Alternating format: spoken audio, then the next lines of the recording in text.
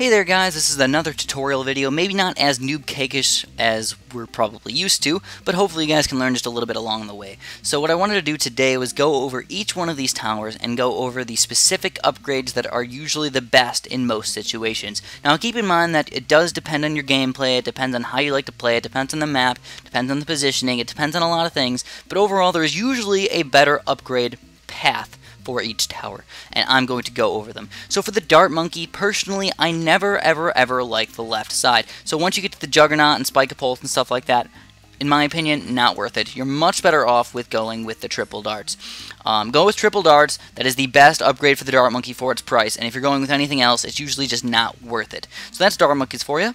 Low-level Dart Monkeys are okay, but if you're going with medium attack power, here you go, Dart Monkey. Next, we're moving on to Attack Shooter. I'm trying to do this kind of fast, because otherwise it would take a very long time to go over all of these. Now, if you're going with Attack Shooter, regular 0-0 Attack Shooters, somewhat effective. 1-0 Attack Shooters, somewhat effective. 2-0 Attack Shooters, even more effective. 3-0 Attack Shooters, good towers. And then also 4-0 Attack Shooters, also very effective because of this new Ring of Fire action. They now pop 2 balloons instead of 1 per shot, only $1,000 more expensive, so definitely worth it now. Ring of Fire is a good tower. So that's what I like to do. I like to get mostly left-sided upgrades, but also on the right side, I don't really recommend it too often, but you can use Blade Shooters and Blade Maelstroms to your advantage, but most of the time, nope, I'd recommend going with the left side. Move on to Snipers here. Snipers, I'm not usually a big fan of Snipers. I think Glue Gunners are a little bit better, so Glue Gunners and Snipers kind of have the same action going on there, but if you want to, you can use Snipers. But what you want to get is mostly kind of an in-between upgrade, left and right. Doesn't really matter. I think, personally speaking, I like the right side better, but I like to get some sort of 2-3 or something like that. So a 2-3 sniper is, in my opinion, the best sniper. It can shoot very fast and pop lots of reasonably strong balloons. Like, especially if you keep him on strong, he's going to pop these ceramics down to all these yellow balloons and stuff like that. And then look at that. All those get down to yellow balloons. Normally, one tower could not do very well at doing that. But obviously, he's bad versus grouped balloons. He's only good versus those strong balloons. Next up is the Boomerang. If you're going to go with the Boomerang, either or 3-0, very good tower, or a 2-3. So you're going to go 1-2-3. This is the Bionic Boomer, which is reasonably expensive now. They keep nerfing it to make it more and more expensive, but definitely a good upgrade. So I can basically tell you, there's no way you can have a bad Boomerang. They're always good. Ninja Monkeys, oh my goodness, definitely go for the left-sided upgrades. If you're going to go with Bloon Jitsu, go for a 4-2 Ninja. That is the best ninja you can have, in my opinion. Again, all opinion stuff.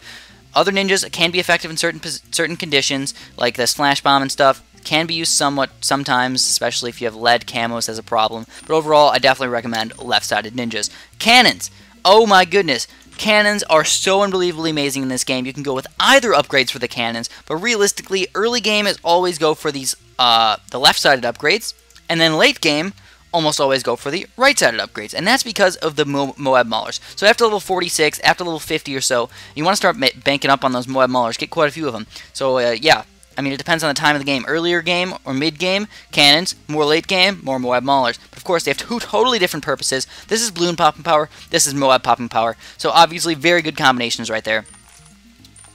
Ice Towers. Oh my goodness, Ice Towers. Ice Towers. Now, I have a certain position in the heart for Ice Towers. I just love them. I think they're so unbelievably amazing in the late game to get one of these guys right here, an Arctic Wind. So they nerfed the Arctic Wind to make it so whites and zebras are not slowed down by the Ice Tower anymore. So you're going to notice I'm sending out a couple whites, I'm sending out a couple blacks here, and we'll send out a couple in between these guys, and you'll see that the white balloons will not get slowed down by them, but the black balloons do. And get popped, also black balloons get popped, the white balloons do not. So a little bit of a change there. Usually, the white and zebra balloons would have gotten slowed down, but they don't even get slowed down anymore. Anyways, that's it for the Ice Tower. I don't think you should get one of these guys, the Ice Shards, but you feel free to if you wish. If you desire, Ice Shards can be used effectively, but overall, I'm not a huge fan. Next is Glue Gunners. If you're going to use a Glue Gunner, always put it more towards the front of the map right here. Always.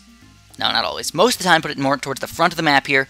Put it somewhere near last. And if you're going to get a Glue Gunner, either get a 2-1 Glue Gunner, which is very good for very strong balloons that are kind of evenly spaced. Like, you can pop a lot of rainbows down to absolutely nothing. But if you have group balloons coming out here, like a lot of pink balloons, he's going to do basically no damage at all. He's going to pop all the pinks that he glues down to nothing, but all the rest of them just get totally screwed over.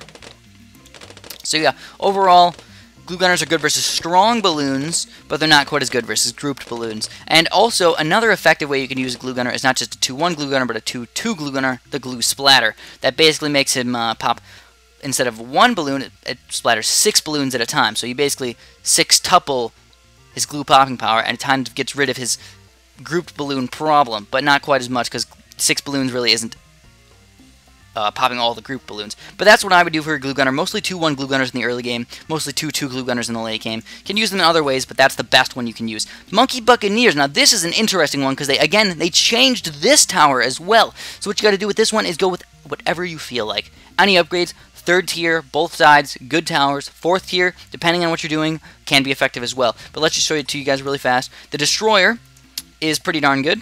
Show you a couple quick rainbows against this guy, just to show you what's up with him.